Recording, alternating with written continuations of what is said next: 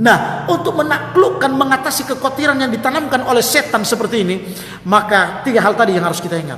Ingat, kekhawatiran tidak dapat menyelesaikan masalah.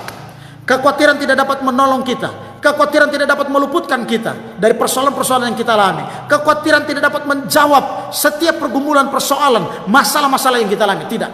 Yang terjadi adalah sebaliknya, kekhawatiran justru akan menambah masalah-masalah baru dalam hidup kita. Seperti yang dikatakan oleh mantan Presiden Amerika Franklin Delano, satu-satunya yang harus ditakuti adalah ketakutan itu sendiri. Karena kalau kita dihantui, dikuasai oleh ketakutan, itu sangat berbahaya.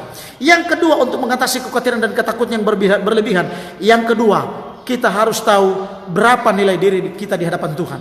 Kalau kita tahu berapa nilai diri kita di hadapan Tuhan, kita nggak perlu takut. Burung pipit saja dijual murah, saudara, di pasar. Dijual begitu murah. Bunga-bunga di taman, mereka tidak berusaha, tapi didandani oleh Tuhan. Bagaimana dengan kita? Kita mahal di hadapan Tuhan. Tuhan sampai rela mati di atas kayu salib untuk saya dan saudara. Itu artinya kita mahal, berharga di hadapan Tuhan.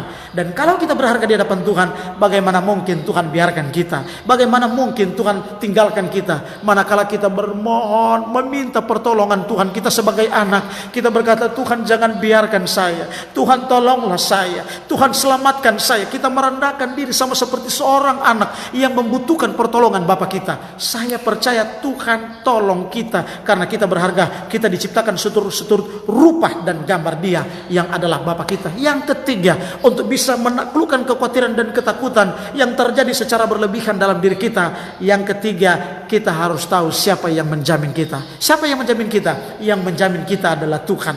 Yang menjamin kita adalah Bapa. Yang menjamin kita bukan manusia. Jaminan manusia tidak bisa dijadikan sebagai pegangan, saudara. Tidak bisa. Karena bisa berubah-ubah seiring berjalannya waktu. Kita sudah dijamin ini, tapi masih saja, intinya yang saya mau bilang, saudara, kalau manusia yang menjamin kita, tidak bisa dijadikan sebagai pegangan. Tapi kalau Tuhan yang menjamin kita, dan kalau kita tahu siapa Tuhan yang menjamin kita, Tuhan yang besar, Tuhan yang hebat, Tuhan yang menjadikan alam semesta, kita tidak perlu takut. Kita tidak perlu takut. Oleh karena itu, saudara diberkati oleh Tuhan. Tidak berarti ketika saudara dengar firman Tuhan ini, saya bilang tidak perlu khawatir, tidak perlu takut, ada Tuhan. Lalu kemudian saudara mulai melanggar apa yang telah diatur oleh pemerintah. Jangan berkumpul di banyak orang, jangan dulu beribadah berkumpul banyak orang. Bukan, ibadah itu tidak dilarang. Jangan salah ya, ibadah tidak pernah dilarang oleh pemerintah dan tidak pernah dilarang oleh pimpinan gereja. Tidak. Ibadah tetap jalan, iman kita tetap tertuju kepada Yesus Tuhan kita, namun kita menggunakan cara yang agak berbeda. Kalau sebelum adanya virus corona ini, kita beribadah bersama di rumah gereja, maka untuk mengantisipasi penularan, untuk memutus mata rantai virus corona ini, kita dianjurkan, diminta untuk beribadah dari rumah ke rumah untuk jemaat, dan dilakukan pelayanan firman seperti yang saudara saksikan saat ini secara live. Maka kita harus turuti, kita harus mematuhi pemerintah yang adalah hamba Allah yang ada di dunia ini.